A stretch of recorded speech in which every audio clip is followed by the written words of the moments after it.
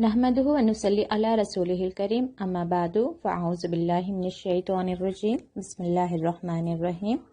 Rabbi इश्रह ली सदरी व यस्सिर ली अमरी वहलुल उक़दतम मिन लिसानी यफ़क़हू क़ौली रब्बि यस्सिर व ला तुअस्सिर व तम्मिम बिल खैर अल्लाहुम्मा फ़क़्हिना फ़िद्दीन रब्बि हबली हुक्मा व अलहिक़नी बिस्सॉलिहीन। अस्सलामु अलैकुम रहमतुल्लाहि व बरकातुहू। उम्मीद रखती हूँ कि आप सब बहनें सेहत व आफ़ियत की हालत में हैं, दीन व ईमान की हालत में हैं। अल्लाह ताला आप सबको अपने हिफ्ज़ व अमान में रखें, हमेशा खुश रखें और अपनी किताब से जोड़े रखें और इस किताब के इल्म पर हमें अमल की तौफ़ीक़ अता फ़रमाएँ। आयत नंबर 21 से शुरू करते हैं। अऊज़ु बिल्लाहि मिनश शैतानिर रजीम व कज़ालिका आसरना अलैहिम, और हमने इसी तरह लोगों को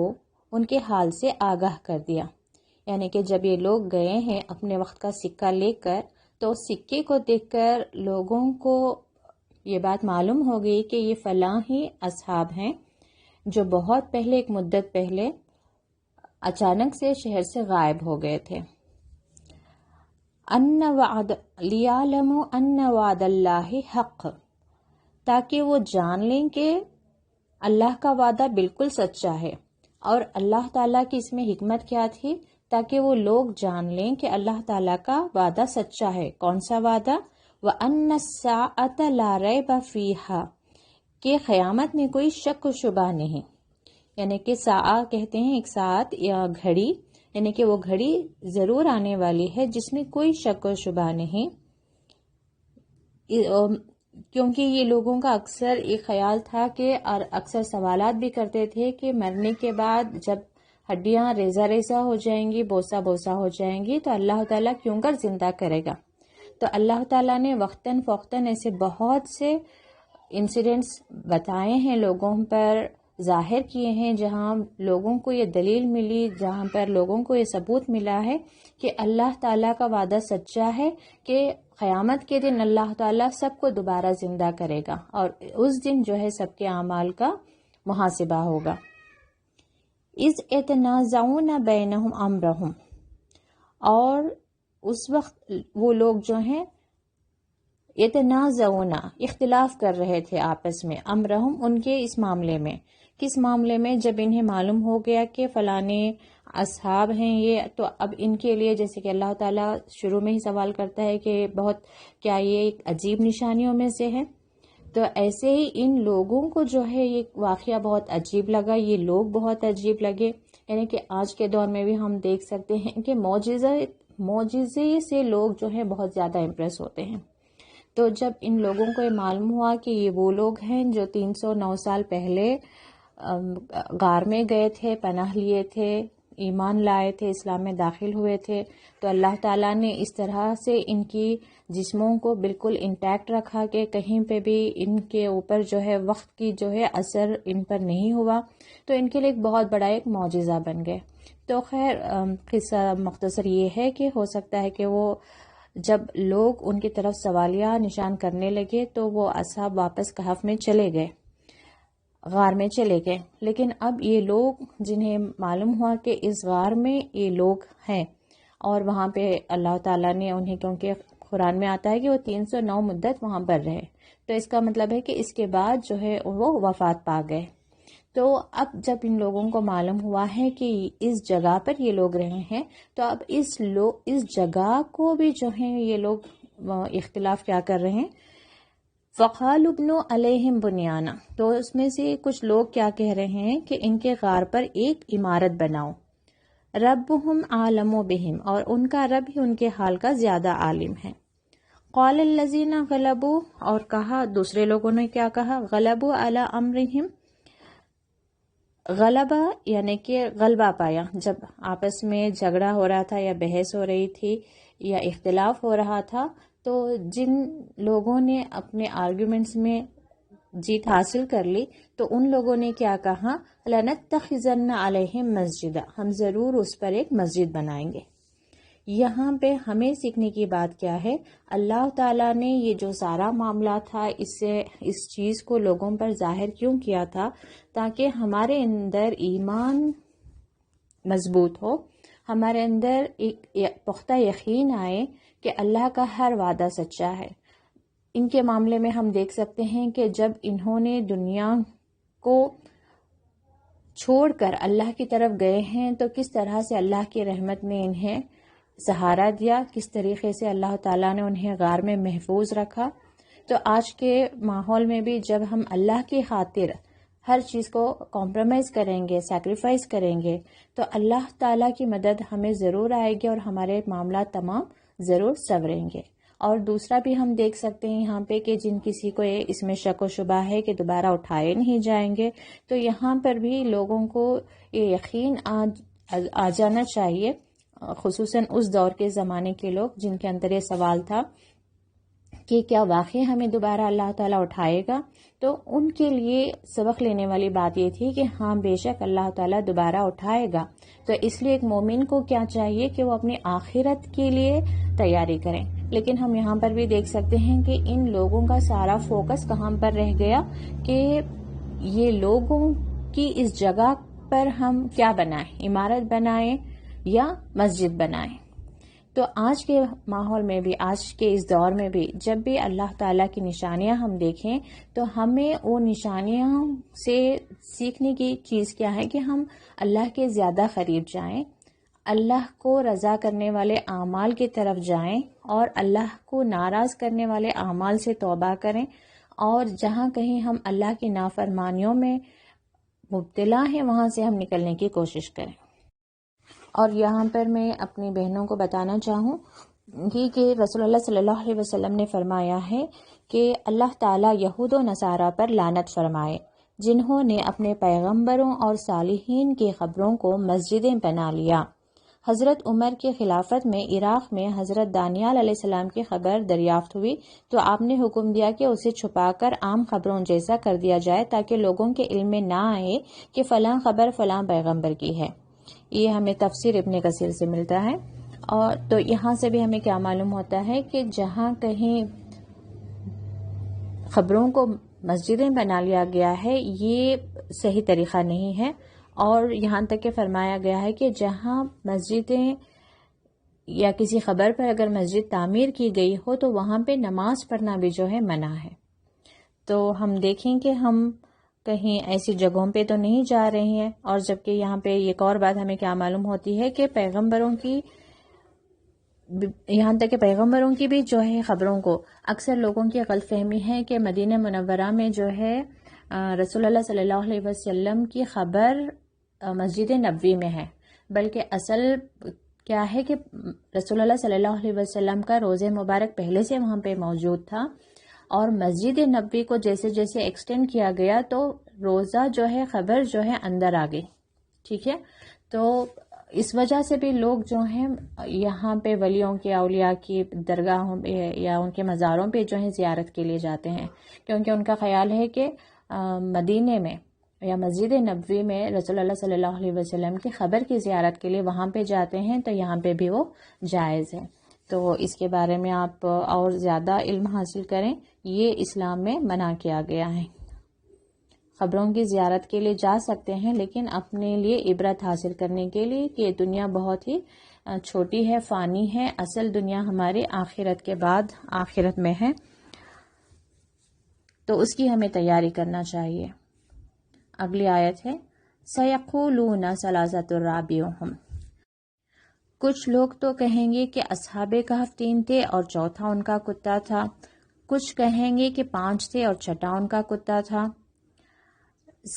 وَيَقُولُونَ خَمْسَةٌ سَادِسُهُمْ كَلْبُهُمْ رَجْمًا بِالْغَيْبِ، رجمًا بالغیب یعنی کہ غیب کی باتوں پہ جو ہے اٹکل لگانا،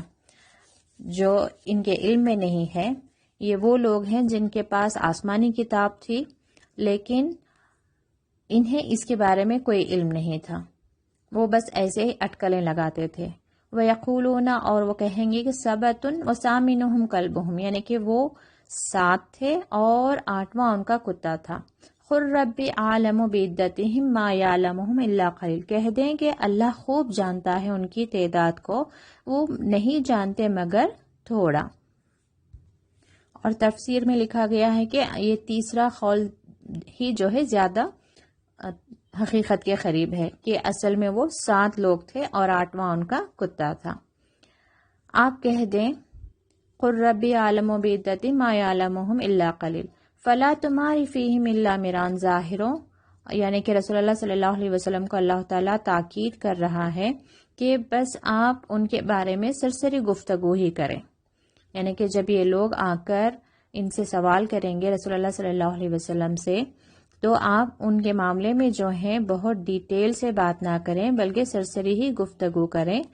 وَلَا تَسْتَفْتِ فِيهِمْ مِنْهُمْ أَحَدًا، اور ان میں سے کسی سے ان کے بارے میں پوچھ گچھ نہ کریں۔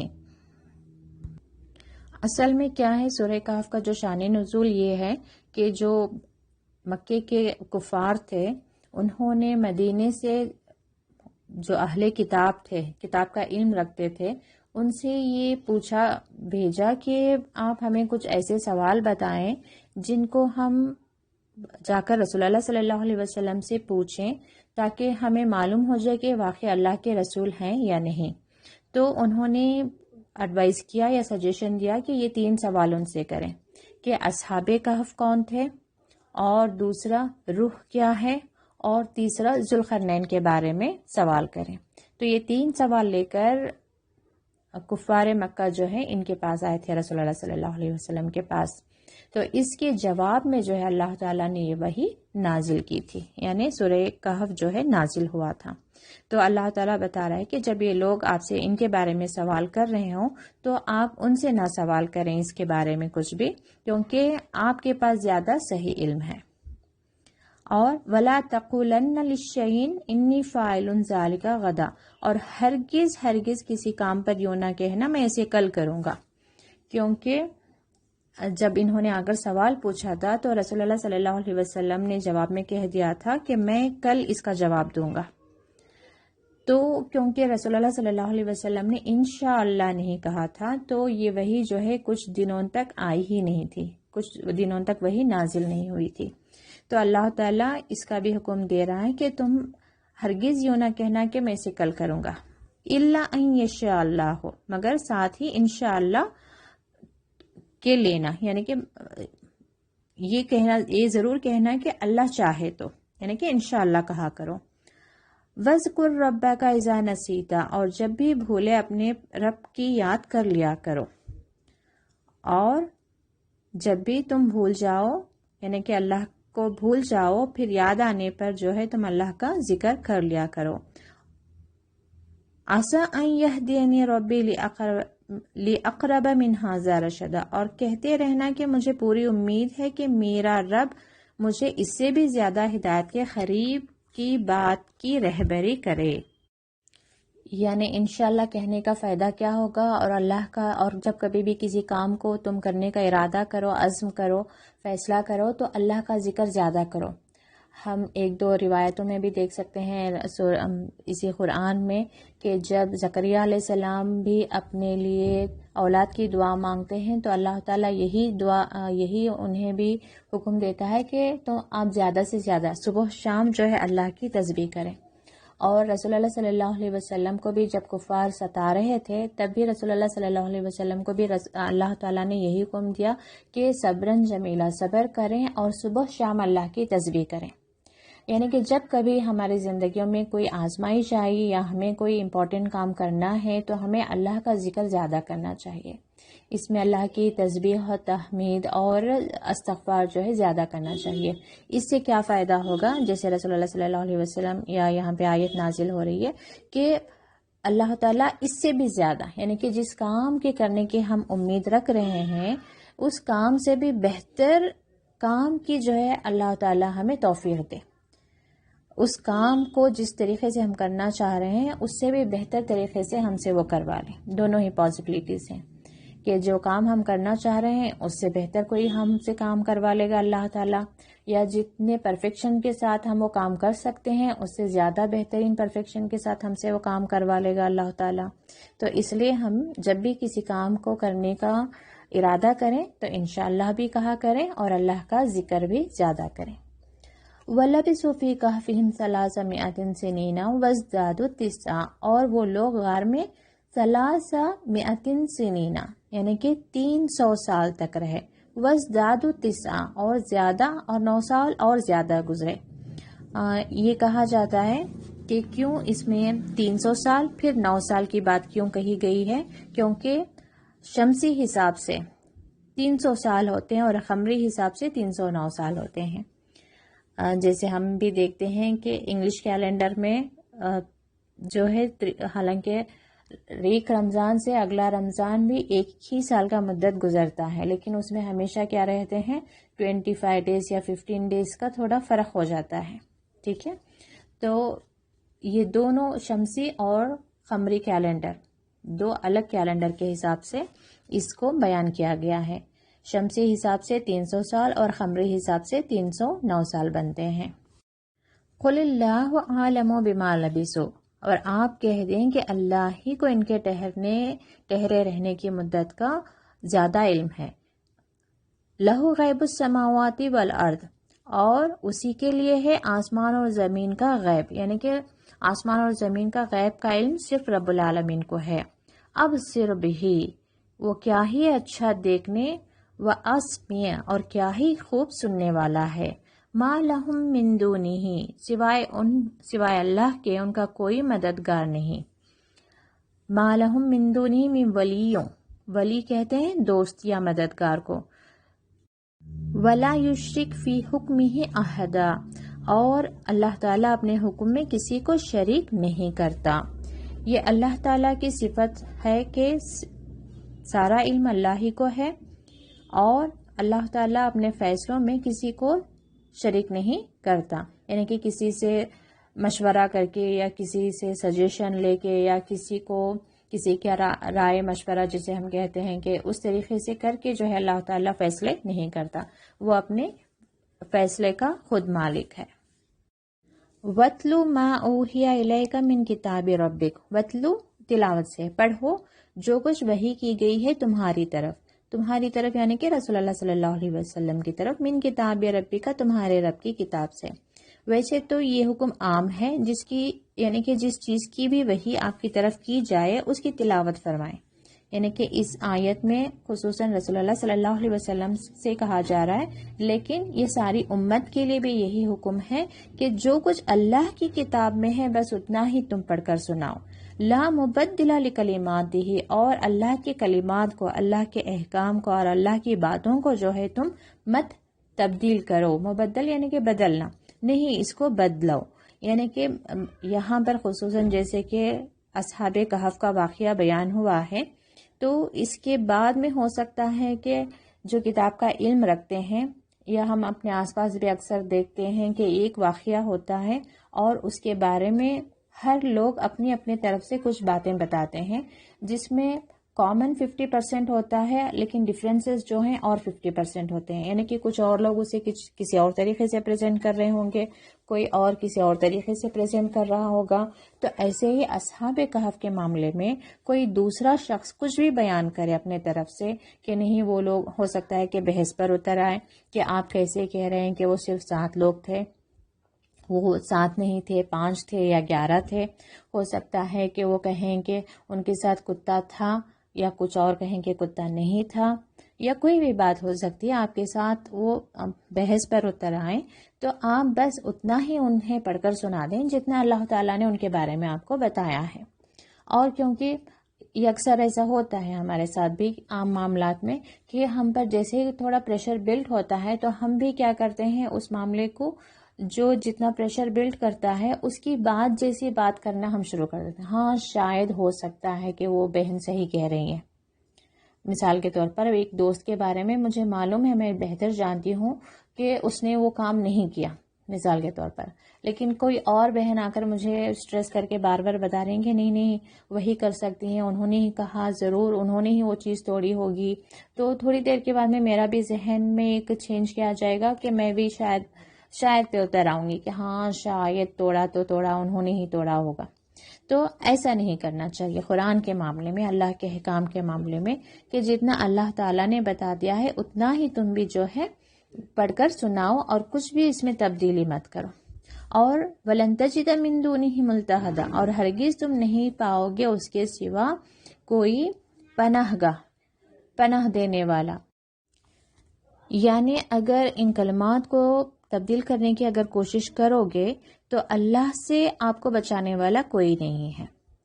حالانکہ اس آیت میں بھی رسول اللہ صلی اللہ علیہ وسلم کو ہی خصوصاً خطاب کیا گیا ہے، لیکن یہی خطاب جو ہے امت کے لیے بھی ہے، یعنی کہ ہم پر بھی یہی حکم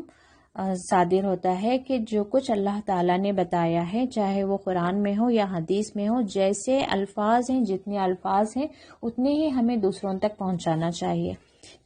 کوئی ہمارے ساتھ اگرچہ آرگیومنٹ کرنے لگے، بحث کرنے لگے کسی معاملے میں، تو ہمیں جو ہے ان الفاظ کو بدلنے کی کوشش نہیں کرنی چاہیے۔ اگر ایسا کریں گے تو اللہ سے ہمیں بچانے والا کوئی نہیں ہوگا۔ تو ہمیں اس بات کا بہت زیادہ خیال رکھنا ہے کہ ہم جو کچھ بھی خصوصاً حدیثوں کے معاملے میں یا کوئی علماء ہمیں